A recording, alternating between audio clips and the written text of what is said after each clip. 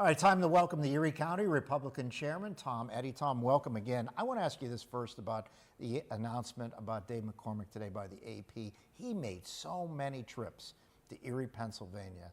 Do you think the Erie voters had a small part in pushing him over? I think Erie had a big part in pushing him over, to tell you the truth, because I can't tell you how many different TV stations, newspapers, and from around the world came here. Just last week, I had the Czech Republic, Japan, China, Switzerland, France, and Canada, just last week. Wow. Because they were all interested in Erie, Pennsylvania.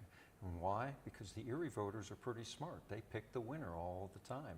And they seem to have come through again in picking the winner. I was happy for Dave. He's worked very hard.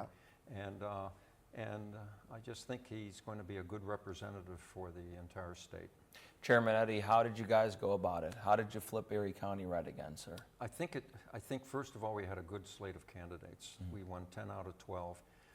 So there was a lot of good people there with good ideas. And we also had a pretty good ground game. The Trump organization, people don't realize that back in 2020, after they lost, the Trump organization reevaluated how that election went. And they saw that one of the weaknesses was a ground game. And so they put a lot of money into the ground game, getting people, paid individuals like here in this county and many other counties across the state to orchestrate that and keep it moving. And I think that helped pay the big dividends. Tom, when did you see that ground game making a difference as we look at some long lines on Election Day? Well, I'll tell you, on Election Day, everybody was telling me about how the lines were really long, but that was out in the county. Yeah. And I was taking people, I was actually giving rides to people to the polls on the east side of the city. And there was people going in and out, but there were never any lines. I never saw any lines. And I felt at that time, maybe things were going in the right direction, because the city is pretty dominant in terms of Democratic registrations. And so I thought, if there's long lines out here and not here, maybe it may flip. How important, how did you guys prioritize that state Senate race between Senator Dan Laughlin and then Jim Wirtz? I think as a party, we don't really prioritize any one particular candidate. We try to work for all of the candidates and make sure that everybody's, we do as much as we can for every one of them. I think Dan, he's been in office now for several terms, and he's proven himself. And it's really difficult to unseat an incumbent, you know.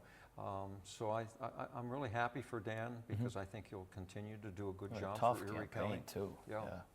Let's go back to Tuesday night. When did you think it was going to go in Donald Trump's direction? We thought when you saw Georgia and North Carolina go his way, he was on his way. When did you get the feeling, Tom? When that happened. When I saw he had Georgia and North Carolina, I felt, because I kept looking, he just needed to get those two and maybe another major one, and he would be on his way. And I think he almost took all but one of the swing states. It was just I think the voters saw that over the course of the last 4 years, they wanted to change directions, and they wanted to try something new. And every 4 years they get that chance, so they took it. Did it surprise you at all, though, on just how well Republicans did throughout the country on Tuesday night? Yeah, I was surprised. There was, I don't know if you can call it a red wave, but there was a lot of Republicans that made it, especially the Senate.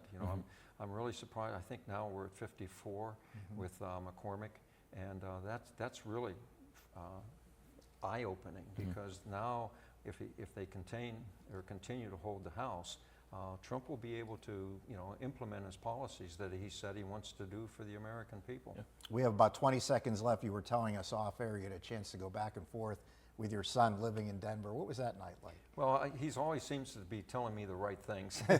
And he said, go to this website, and it was the New York Times. And when I went to it, it said 85% chance that Trump's going. The next time he called me, he says, now go, and it was 95%. But real quick, I just want to say one thing. I want to compliment both Phil and you for your coverage of the election, and especially WICU as a whole. We appreciate that. Because I think you guys did a great job, because you were very neutral and you were balanced. You showed both sides of the tickets, with Sam, my counterpart, and that. And I think that's important for the voter to be able to get the facts from both sides, and then they can make a better decision. And your station, and especially you two, did just such a great job. We appreciate Thank that you, so much and the time you gave us over the last Absolutely. few months, Tom. Thank you, Chairman. We appreciate that a lot. We'll have more Inside Erie Politics coming up right after this.